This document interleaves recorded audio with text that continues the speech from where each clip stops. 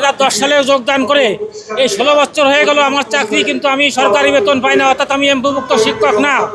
সরকার caretaker সরকারের সময় আমাদের জনবল কাঠামোর অন্তর্ভুক্ত করা হয়েছে, কিন্তু 2025-26 অর্থ বছরে অর্থ বরাদ্দ হয়েছে, কিন্তু এই বিএনপি সরকার ক্ষমতায় গ্রহণ করে আমাদের সেই অর্থ না দিয়ে 26-27 অর্থ বছরে আমাদের অর্থ দেওয়ার কথা বলছে। আদৌ হবে কিনা আমি জানি না, তবে আমাদের 25-26 সালের অর্থ বছরের অর্থ প্রদান করে সকল নন এমপো, অনার্স, মাস্টার্স, কারিগরি মাদ্রাসা শিক্ষকদের এমপোর আওতায় আনতে আমি কর্তৃপক্ষকে দৃষ্টি আকর্ষণ করছি। আমাদের কলেজ যেখানে, সেই অবস্থান কেন্দ্রে আমরা এমপিদের কাছে, মন্ত্রীদের কাছে স্মারকলিপি দিয়েছি।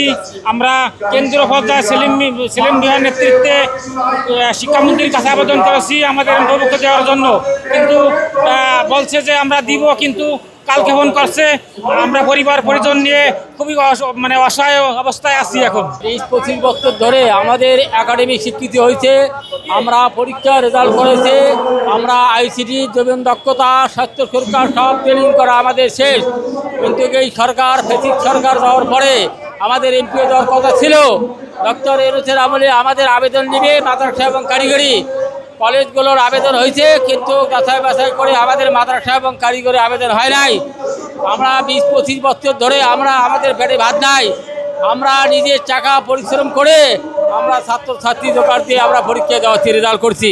আমাদের পার্শ্ববর্তী একজন শিক্ষক, উনি আমি একই পড়াশোনা, একই রেজাল্ট, উনি চাকরির বেতন পায়, আমরা বেতন পাই না। অথচ আমাদের ছেলেমেয়ে আমাদেরকে ধিক্কার দিয়ে বলে, আব্বু আপনি কোন প্রতিষ্ঠানে চাকরি করেন? আপনার ভাই একজন প্রতিষ্ঠানে বেতন পায় 26-27 হাজার, আপনি একটা জায়গাও পান না। আমাদের কষ্ট আর সহ্য হয় না। আজকে আমরা দীর্ঘ 1.5 বছর হয়ে গেল আমরা এখানে আন্দোলনে ছিলাম। সামনে রমজানে এখানে শিয়াল কুত্তার সাথে আমরা সাহিত্য অবস্থায় ছিলাম। আমাদের ইফতারির টাকা জোগায় না, আমাদের সেহরি খাওয়ার সুবিধা হয় নাই। এই সরকার আমাদেরকে ক্ষতি দিয়ে আমাদেরকে এমপিও দেওয়ার কথা ছিল, কিন্তু আমাদের শিক্ষামন্ত্রী উনি বলছিল যে আপনাদের আন্দোলনে আসতে হবে না, আপনারা বাড়িতে থাকেন, আমরা একটু বিবেচনা করে আপনাদের বরাদ্দ টাকা দিয়ে এমপিও দিব। কিন্তু আমরা দেখলাম আমাদের এখনও বৈষম্য বিরোধী এখনও আছি, আমাদের এখনও এমপিও হয় না। এই জন্য আমরা আজকে সিদ্ধান্ত নিয়েছি আমরা এখান থেকে এমপিও ঘোষণা না নেওয়া পর্যন্ত আমরা বাড়িতে যাব না।